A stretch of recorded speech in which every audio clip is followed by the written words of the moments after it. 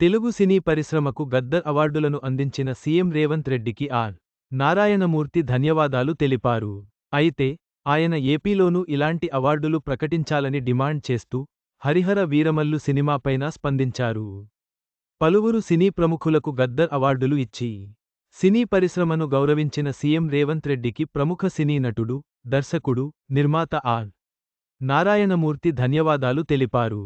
గద్దర్ అవార్డులపై శనివారం మాట్లాడిన ఆయన, ఏపీలోనూ ఈ తరహా అవార్డులను తీసుకురావాలని డిమాండ్ చేశారు.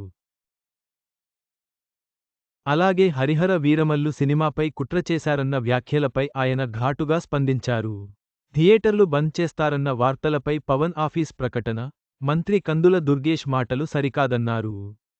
థియేటర్లు బంద్ చేస్తే కనీసం 3 వారాల ముందే చెప్తారని, థియేటర్లు మూసివేస్తున్నట్లు ఎవరూ అధికారికంగా ప్రకటించలేదనని స్పష్టం చేశారు. డిస్ట్రిబ్యూటర్లు, ఎగ్జిబిటర్లు స్థాయిలో పర్సంటేజీలు కోరిన వారిలో ఒకప్పుడు తాము కూడా ఉన్నామన్నారు. ఎంతోమందిని రిక్వెస్ట్ చేసినా, ధర్నా చేసినా కూడా ఫలితం లేకపోయిందన్నారు. ఆఖరికి రామానాయుడు తనకు మాటిచ్చారని, ఆ తర్వాత ఆయన కీర్తిశేషులయ్యారన్నారు. అల్లు అరవింద్, దిల్ రాజు వంటివారిని కూడా పర్సంటేజీపై రిక్వెస్ట్ చేసినా స్పందించలేదన్నారు. దాసరి నారాయణ కూడా చాలా ట్రై చేశారని, పర్సంటేజీలను అమలు చేయడం అనేది 25 ఏళ్లుగా ఉన్న సమస్య అన్నారు. నేడు ఈ సమస్య ఒక కొలిక్కి వస్తున్న దశలో హరిహర వీరమల్లుకు లింక్ పెట్టడం కరెక్ట్ కాదన్నారు.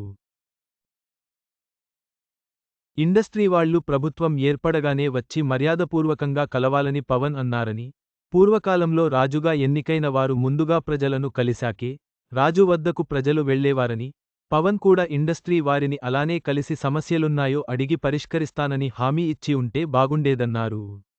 పర్సంటేజీ సిస్టంను పక్కన పెట్టకుండా దానిపై ఓ నిర్ణయాన్ని తీసుకునేందుకు సహకరించాలని పవన్ కళ్యాణ్ను విజ్ఞప్తి చేస్తున్నానన్నారు. చిన్న నిర్మాతలు, సింగిల్ థియేటర్లు బతకాలంటే పర్సంటేజీ సిస్టం ఉండాలని, దానిపై ఆలోచించాలని డిప్యూటీ సీఎం పవన్ కళ్యాణ్కు రిక్వెస్ట్ చేశారు.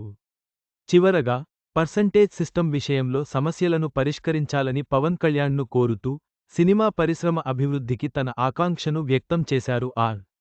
నారాయణమూర్తి.